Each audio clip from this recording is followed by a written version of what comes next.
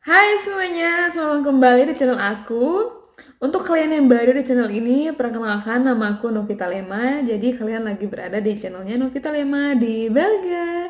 So teman-teman, di video kali ini aku pengen ngelanjutin dari tips biar dapat pencir bule. Sekarang ini aku mau kasih kalian eh, tips atau gimana sih kalian tuh bisa tahu kalau si bule itu kayak jatuh cinta sama kamu, terus kayak serius sama pacaran, mau pacaran sama kamu, terus mau nikahin kamu tuh seperti apa sih kayak gitu. Dan itu tuh berdasarkan pengalaman pribadi aku.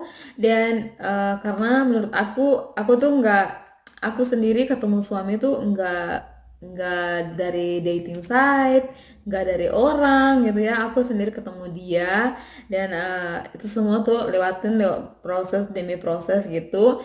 Dan aku pikir ini tuh aku bakalan sharing ke kalian karena ada beberapa juga yang kayak penasaran gitu ya, penasaran gimana sih kalau bule tuh serius gitu ya. Terus kalau ada sih yang kayak inbox inbox di Facebook gitu kayak bilang, oh aku kirimin ini kirimin itu tuh, padahal itu penipuan. Jadi di sini aku mau ngebahas soal ini. Dan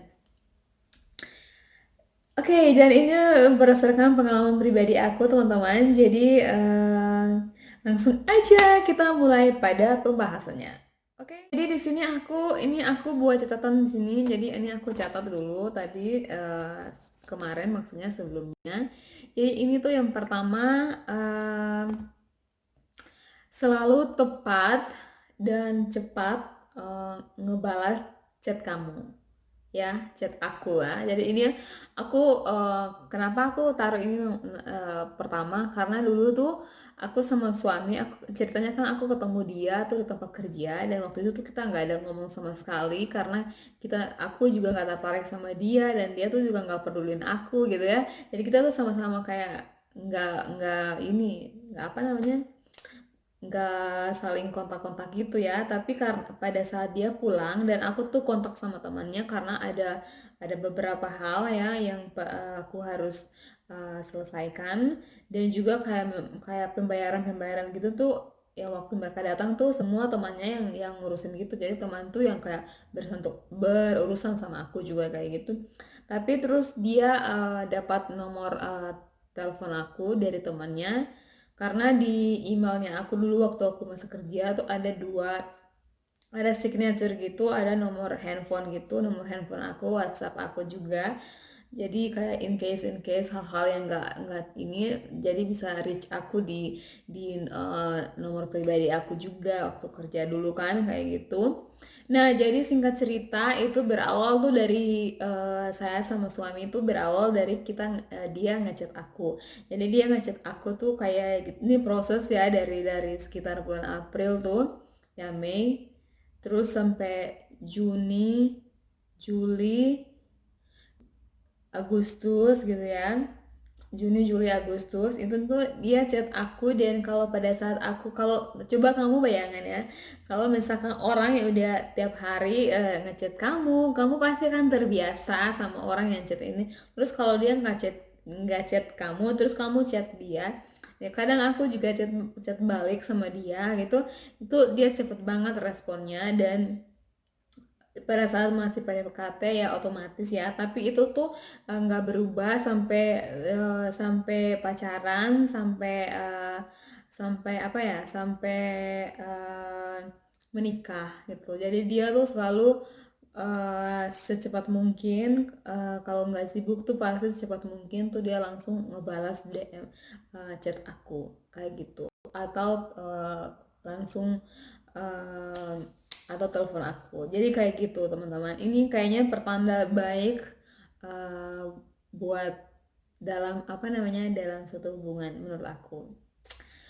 Kemudian yang kedua ini, eh, dia itu memperkenalkan kamu kepada sahabat-sahabat dekatnya. Jadi dulu ini ceritanya tuh waktu aku waktu dia masih PDKT sama aku, dia belum ngomong ke orang tuanya gitu, belum ngomong ke orang tuanya. Jadi itu kayak bulan Agustus itu dia tuh kayak bilang kayak dia suka sama aku, tapi dia belum bilang kayak dia tuh cinta sama aku. Ya itu beda ya. Ini dalam orang bule tuh suka sama dia bilang I love you itu beda ya tontonannya. Jadi itu kalian harus juga tahu sama, jangan kalian tuh kayak bilang, oh I like you, tapi itu beda ya teman-teman ya. I like you dan I love you itu something huge different ya. Jadi itu waktu Agustus, September itu dia bilang dia suka sama aku, tapi kepada saat dia bilang I love you itu kayaknya tuh di bulan Oktober gitu ya. Jadi dia tuh udah benar-benar ini banget sama aku, kayak yakin banget kayak gitu, karena kayak sering chat aku, sering telepon aku pada saat itu. Dan Oktober kalau nggak salah atau itu tuh dia udah bilang kalau dia tuh cinta sama aku kayak gitu ya. Jadi ini di saat ini waktu-waktu PDKT sebelum dia nyatakan dia kalau cinta sama aku itu dia udah kenalin aku ke teman-teman sahabatnya melalui video call ya, kayak kayak pada saat kita video call dia ketemu, oh ini sahabat aku yang paling dekat dan ini yang ini, dan aku sering pergi berlibur sama ini, aku sering pergi ke sini sama ini, aku sering hangout sama di ini ya, kayak gitu-gitu. Dan itu semua teman-temannya mereka, teman-temannya dia tuh sebelum aku ke Belgia di sini tuh aku udah tahu semuanya, nama-namanya mereka aku tahu, suami yang punya suami aku tahu, yang punya istri aku tahu semuanya. Dan itu semua tuh aku udah tahu. Jadi itu tuh menurut aku itu sangat positif banget ya. Dan yang kemudian kalau dari keluarga temannya sudah, dan itu pasti nanti ke keluarganya. Dan yang paling pertama itu di sini tuh pasti mamanya. Karena di sini itu mamanya itu kayak segalanya buat si cowok ya. Di sini para cowok-cowok bule di sini itu mereka tuh kayak sama mama tuh dekat banget. Terus pasti sama mama, dan berikutnya pasti akan sama papa dan keluarga yang lain kayak gitu. Terus di sini aku catat juga yang ketiga, ini video call selalu ya saat bisa gitu ya. Jadi misalkan kan kadang kita kayak wondering, ih dia di mana sih gitu. Boleh nggak aku lagi di sini. Misalkan aku lagi sama teman nih, boleh nggak video call gitu. Langsung ke misalkan nggak call biasa gitu kan. Aku minta video call tuh langsung di video call gitu kan. Ini kan kadang kita tuh kayak sebagai perempuan atau jauh LDRan gitu kan, pasti kita penasaran ya, ini si cowok nih ada ngapain sih, sama siapa sih, sama gitu gitu kan. Jadi kita tiba-tiba tuh langsung minta video call gitu. Dan itu tuh dia akan selalu terima, walaupun suamiku ya, walaupun dia lagi di tempat kerja ya, sayang video call tuh langsung video call, oh ini aku lagi kerja, oke sayang bye bye gitu. Jadi walaupun kayak hanya 10 detik gitu tuh, yang penting udah kayak gitu aja teman-teman ya. Kemudian ini itu dari PDKT ya, dari jatuh cinta prosesnya kayak gitu. Jadi ini waktu itu kan aku di Indonesia, suamiku di Belgia ya. Terus yang keempat ini aku catat, kalau dia serius banget sama kamu, dia pasti mau datang dan bertemu denganmu ya. Jadi pasti dia akan datang ketemu. Jadi ini ceritanya suamiku udah bilang I love you ya, dia udah seneng, udah yakin banget sama aku. Jadi dia putuskan dia datang, dia beli tiket itu Oktober. Jadi Desember tuh dia datang ketemu aku. Jadi kita ketemu yang kedua kalinya itu, tapi yang kedua kali itu lebih ke private karena kita kayak dating di situ ya. Jadi kayak kita ketemu. Jadi kayak gimana sih gitu ya, gimana sih. Jadi itu kayak getting to know each other gitu ya. Jadi kita lebih ke uh, berkenalkan dia, mengenal satu sama lain kayak gitu ya. Jadi itu pada saat dia datang terus ya, jadi kan pasti kita pergi makan ke sana ke sini ke sana, banyak pergi ke pantai kemana-mana, itu kan selalu berdua gitu kan. Jadi itu tuh pasti kamu bisa lihat perbedaannya, kalau itu dia pasti senang banget kayak menggandeng tanganmu gitu ya, pasti itu dari ciri-ciri kayak gitu ya. Terus yang ketiga, yang ke apa namanya, yang kelima ini, dia itu pasti tidak berani nakal sama kamu. Kenapa aku bilang kayak gini? Karena gini loh, Itu tuh ada bedanya ya, karena ada yang bilang kalau sama si bule itu kan, ya bule tuh senangnya have fun gitu ya. Jadi kayak ada yang kayak tanya-tanya juga sama aku gitu, gimana sih kalau sama bule tuh? Jadi aku mau bilang ya, bule itu juga manusia dan pada dasarnya setiap manusia itu berbeda-beda karakternya. Jadi aku mau bilang kalau memang dia serius banget sama kamu, dia senang banget sama kamu, itu akan beda karakternya, akan beda dari eh, beda sama antara kasih sama nafsu itu ya. Jadi itu kalian tuh harus tahu itu ya. Jadi di sini aku nggak mau bahas panjang lebar karena pada intinya itu itu yang terjadi di aku kayak gitu teman-teman. Kemudian yang keenam, dia itu mau membantu atau mensupportmu kayak gini ya. Oke, jadi teman-teman, siapa sih yang nggak tahu kalau kalau kalau bilang pacaran sama bule itu pasti kan terjamin gitu ya. Tapi notice aku di waktu itu aku tuh waktu kenal sama suami aku nggak pernah, selama dia kenal sama aku dari kita chatting April itu PDKT sampai jadian itu, sampai dia datang tuh aku nggak pernah bilang dia kirimin duit gitu, nggak pernah. Aku nggak pernah bilang minta duit, nggak pernah. Jadi di situ tuh karena aku sendiri kerja dan aku terbiasa kerja keras dan aku terbiasa sibuk dan aku terbiasa kayak mandiri dan aku tuh malu banget untuk minta-minta. Aku tipe orang yang malu banget minta-minta, bahkan ke orang tua sendiri tuh aku malu. Jadi itu tuh kayak itu prinsipnya aku gitu ya. Jadi pas dia datang dia tanya gitu, kamu sekarang kan kuliah, terus kamu kan bekerja, aku kerja part time gitu di salah satu restoran. Jadi aku kerja juga, aku kerja di Seminyak juga. Jadi itu di Bali ini teman-temannya maksudnya. Jadi pas dia datang terus dia tanya gini, kamu kerja gajimu berapa per bulan gitu kan dia tanya. Jadi ini kan kita sekarang kan udah pacaran udah jadian, jadi kita buka-bukaan ya gitu kan. Ya aku kerja segini-segini, terus aku kuliah, terus aku gini, aku dapatnya segini. Terus dia bilang, kalau begitu kamu nggak usah kerja dah, aku kasih dah kamu segitu gitu kan. Tapi aku bilang nggak bisa, aku nggak mau berhenti kerja dan aku harus ini apa namanya, aku harus tetap kerja apapun yang terjadi, aku tetap kerja.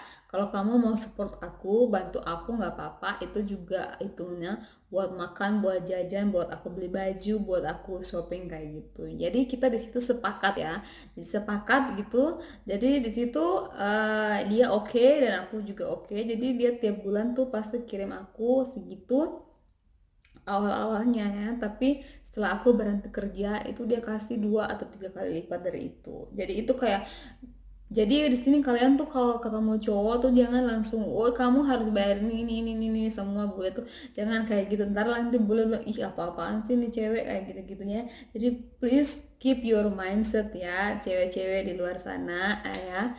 Jadi ini juga hal-hal yang sangat perlu kalian perhatikan ya. Jadi itu harus kalian perhatikan ya kayak gitu, oke? Kemudian yang ketujuh, eh dia pasti berjanji akan kembali ketemu kamu lagi kalau dia senang banget sama kamu. Kalau dia senang, kalau dia benar-benar serius sama kamu, dia kan pasti berjanji untuk kembali dan pastinya akan proses dia mau bertemu keluargamu kayak gitu ya. Jadi ini singkat cerita, jadi aku ketemu pertama suami kan Desember itu aku cerita ya. Terus karena aku harus kejar, aku harus wisuda Agustus 2017. Jadi dia datang Desember 2016, Agustus 2017 lagi baru dia datang. Dia datang pada hari H di mana aku mau wisuda. Jadi sehari sebelum aku wisuda dia tiba kayak gitu ya teman-teman. Jadi pada hari itu aku wisuda, jadi terus oh iya terus aku tuh pernah sama dia waktu pacaran itu, LDRan itu kita patungan beli motor teman-temannya. Jadi beli motor, kenapa sih patungan ya? Karena aku punya duit kerja, dia juga punya duit. Aku tahu dia punya banyak duit, tapi aku nggak pernah segitunya ya. Kadang aku tuh pernah dibilang kayak gini, kenapa sih kamu kayak Noh, kamu pacaran sama bule kok handphonemu masih Samsung gitu ya. Terus kenapa sih nggak beli iPhone yang gitu yang terbaru itu ya. Aku di sini ya teman-teman ya. Aku tuh orangnya nggak nggak ikut-ikutan ya. Aku tuh tetap senang banget sama prinsip aku dan aku mau jadi aku yang sesungguhnya. Contohnya ya, contoh aku yang terbiasa, misalnya aku yang terbiasa pakai baju di pasar. Coba ini kayak ilustrasi ya. Aku terbiasa pakai baju di pasar ya. Tiba-tiba aku kenal bule, aku langsung mau beli baju misalkan semua brandnya Fossil ya, semua brand yang mahal-mahal kayak gitu ya. Terus kalau misalkan aku ketemu sama teman-teman aku kan, aku punya teman bukan kelas-kelas atas gitu ya, aku punya teman yang strata-strata bawah gitu ya, menengah ke bawah. Jadi itu aku di situ berpikir apalagi aku ke kampung ya, aku ketemu teman-teman kecilku gitu ya. Jadi di situ tuh aku nggak pernah kayak tunjukin aku pakai barang branded mahal apapun itu, dan aku nggak mau itu karena itu percuma buat aku. Menurut aku lebih baik tuh aku tuh ngetabung uang waktu itu tuh aku bangun yayasan dan aku bangun sekolah dan semua aku kasih nama, aku beli seragam, aku beli segala macam karena menurut aku tuh itu lebih worth it banget untuk orang-orang aku nge-support masa depan bangsa dan negara kayak gitu ya. Jadi itu mindsetnya aku ya teman-teman. Jadi aku nggak pernah gitu ya bilang, oh ini si bule aku harus ke salon mahal ya teman-teman. Jadi sebelum aku kenal si bule ini, aku tuh sudah sering banget ke salon ya. Dan setelah aku kenal si bule ini juga, aku nggak pernah ganti salon yang harus yang di, 3 kali lipat harganya dari itu. Enggak, aku tetap yang sama ya, salon yang sama. Semua tuh nggak berubah seperti itu ya. Dan aku waktu waktu pun dulu masih sebelum sama bule, aku sendiri udah treat, aku udah apa ya, prinsip aku harus makan yang sehat ya, karena jadi itu tuh teman-teman di sini bukan sehat itu bukan mahal ya, sehat itu sederhana menurut aku, karena coba ya buah, sayur, tomat, apa segala macam itu di pasar, wortel itu yang mentah-mentah itu semua kan murah ya di pasar itu ya teman-teman. Jadi itu nggak perlu mahal ya, susu juga nggak mahal gitu ya. Jadi itu dirubah mindsetnya teman-temannya. Jadi kalian jangan sampai kayak tiba-tiba sama bule gitu langsung semuanya berubah gitu ya. Bahkan ada yang komen ke aku kenapa sih rambutmu gitu, kenapa nggak di smoothing, kenapa nggak sini, kenapa nggak gitu ya teman-teman itu. Tapi aku nggak peduli itu karena menurut aku itu bukan tipe aku, karena aku mau tetap jadi diriku sendiri kayak gitu ya. Jadi ini juga aku kasih poin ini buat teman-teman, buat cewek-cewek di sana ya, yang kalian yang lagi mikirin sama bule gitu ya. Coba kalian harus tunjukkan jati diri kalian sendiri ya, jadi diri sendiri, oke? Kemudian dia akan berjanji ya ketemu keluargamu, karena dari proses ini pasti dia mau ketemu keluarga. Jadi ini kasus di aku, di cerita aku ya, setelah wisuda itu kita pergi ke kita pergi ke mana tuh, ke Palu. Kita ada apa namanya, kita liburan ke sana, tapi itu suamiku dia kan senang banget kayak eh, alam gitu ya, burung, pokoknya kayak segala macam binatang-binatang begitu tuh yang di hutan-hutan itu, adventure itu dia senang banget. Jadi aku di situ sama dia pergi ke Palu 1 minggu di Palu, dan terus kita ketemu keluarga aku pertama kalinya ke keluargaku di kampung gitu ya. Jadi itu tuh ini ada dramanya juga teman-teman, karena ada yang bilang kayak gini, ah itu sih nggak pasti datang doang sih bule, nggak mungkin dia mau nikahin aku kayak gitu ya.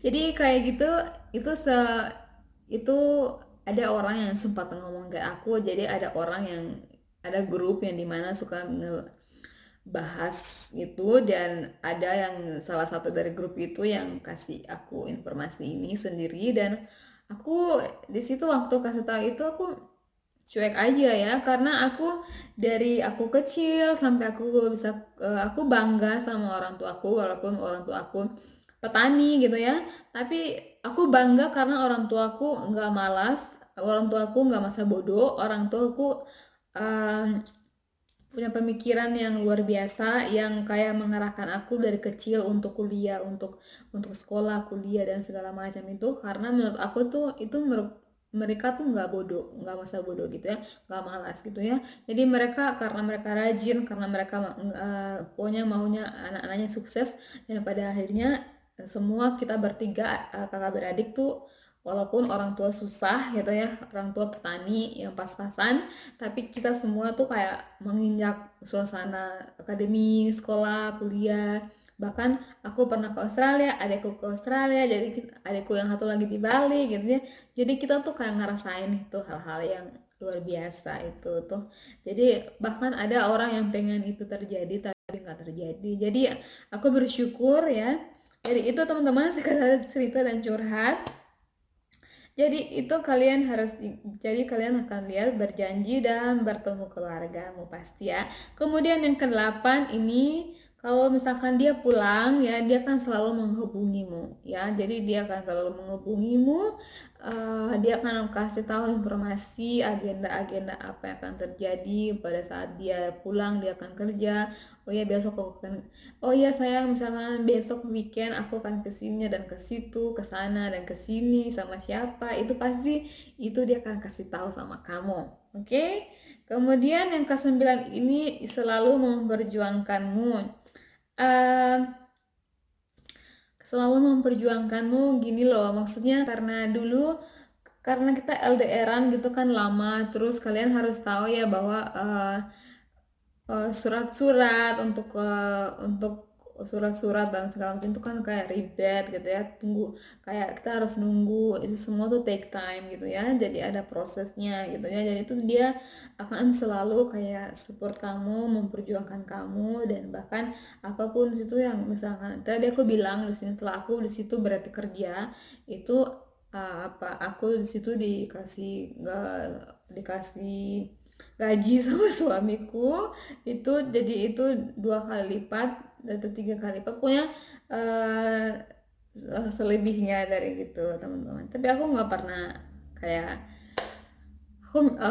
aku cuma minta gitu kayak sebisa mungkin aja gitu ya teman-teman. Oke, oke, oke, oke.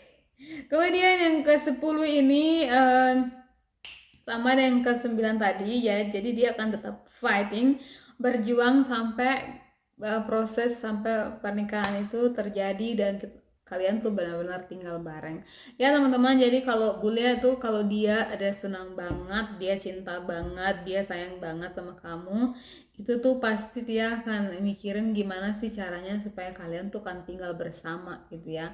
Jadi kalian mau menikah atau kalian cuma tinggal bareng gitu ya, itu tuh pun jadi karena kita orang Indonesia kan pasti kita punya kepercayaan ya, jadi pasti kita akan mikirin kita harus nikah dulu baru tinggal bareng, kita harus gini dulu baru tinggal bareng ya.